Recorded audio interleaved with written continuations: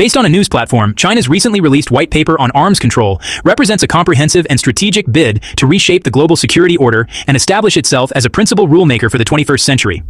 The document is not merely a technical policy update, but a political manifesto issued at a time of strategic flux, reflecting China's ambition to define the terms of international engagement amid multipolarity and intensifying U.S.-China rivalry. A core objective is to forcefully reject U.S. pressure for China to join trilateral arms control talks with the United States and Russia. The white paper systematically argues that such demands are unfair, unreasonable, and impractical, framing China's nuclear posture, based on minimum deterrence, no first use, and utmost restraint, as fundamentally different from the vastly larger, more forward-deployed arsenals of the existing nuclear powers. By embedding this stance in a narrative of fairness and equity, China seeks to shift the diplomatic baseline and avoid being coerced into negotiations structured by its rivals' preferences. This argument is made while China is simultaneously modernizing and expanding its own nuclear forces, using the rhetoric of restraint to provide narrative insulation for its buildup. The document adopts a pointed, though often indirect, critique of the United States and its alliances. It warns against certain countries expanding arsenals, forward-deploying missiles, and enhancing alliances in destabilizing ways, with clear reference to the deepening U.S.-Japan security partnership.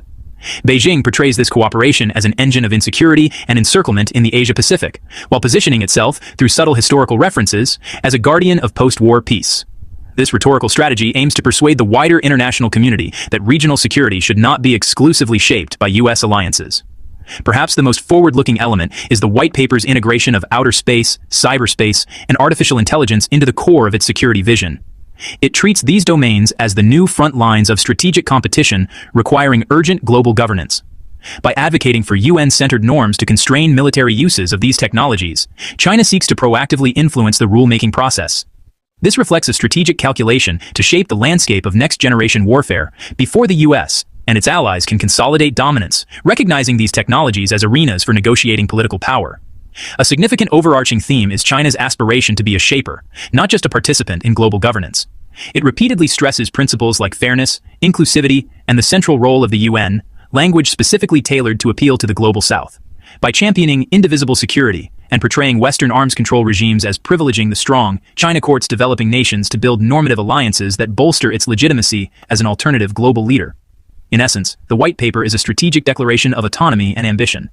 It pushes back against U.S. strategic expectations, challenges an alliance-based security model, promotes a multipolar, UN-centric governance framework, and stakes a definitive claim to leadership in governing emerging technologies. The document signals that the future of arms control and global security rules will increasingly be negotiated in a broader geopolitical arena where a confident and assertive China demands a leading role, regardless of whether its rivals accept its framing.